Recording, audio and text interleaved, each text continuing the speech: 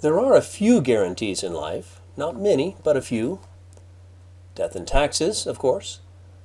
Puppies and kittens will always be adorable. And there will be another crisis that impacts the life, health, and property of thousands or millions of people. When the crisis happens, donors around the world will be inspired to open their hearts and wallets by stories and images of the sick and injured and the heroic first responders. As the recipients, or perhaps better conduits of this generosity, it's important to recognize that it's not about you, the nonprofit responding to the crisis. It's about the crisis and the people affected by it. And 2020 has been a banner year for crises, with COVID-19, fires, and hurricanes topping the list. New donations have flooded, pun intended, into the coffers of nonprofits that are situated to assist and mitigate the disaster. It is commonly observed in the fundraising world that the odds of a first-time donor becoming a repeat donor are sadly low. This is doubly true of disaster donors, at least until the next disaster. There are some things, however, that nonprofits can do to convert more of these disaster donors into long-term supporters. The answer, in a word, is stewardship. Personal, focused, strategic stewardship.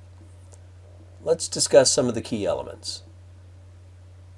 First, be as personal as possible in your communication with your donors. No "dear donor" in the acknowledgement salutation. It only takes a little bit more effort to use the donor's name.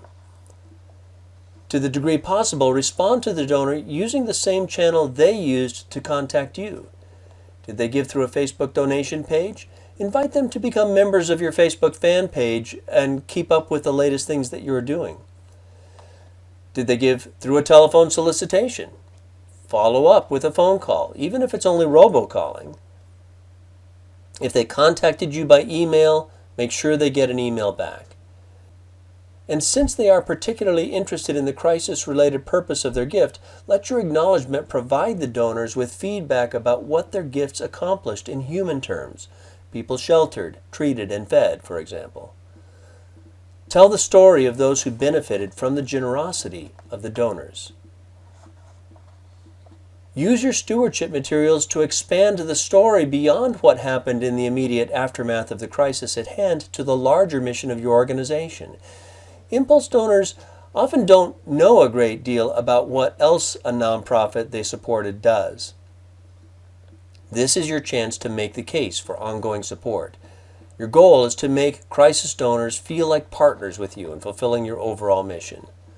Show how the crisis relates to your mission.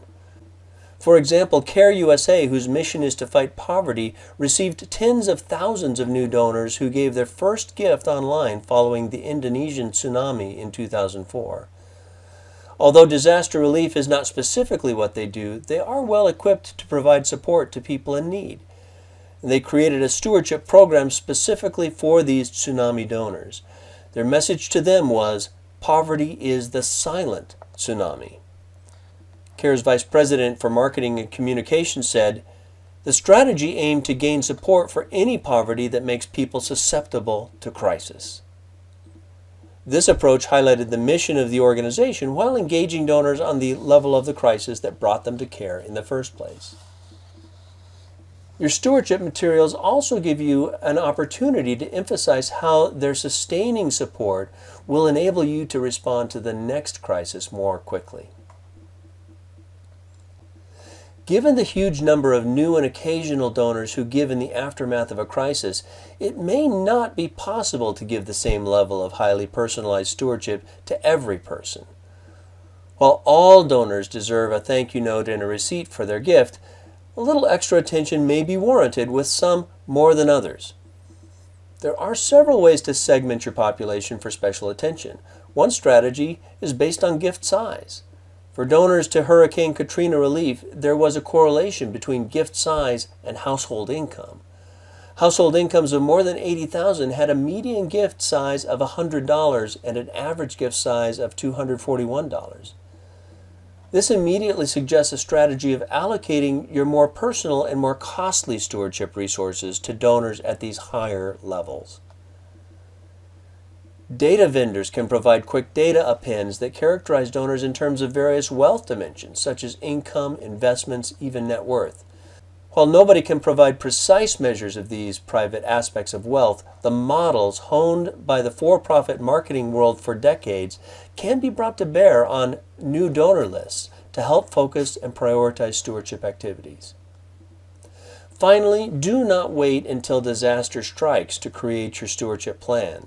More crisis-inducing events will follow, and gifts may begin to come in almost immediately. Make key decisions ahead of time so that your donor response is as effective as your relief efforts. Have letter, email, and website templates ready to go so that you can quickly communicate with your new donors without having to compose copy from scratch. By having a plan ahead of time to be personal, focused, and strategic with your stewardship, you stand a much better chance of retaining a larger proportion of the influx of donors who give during a crisis.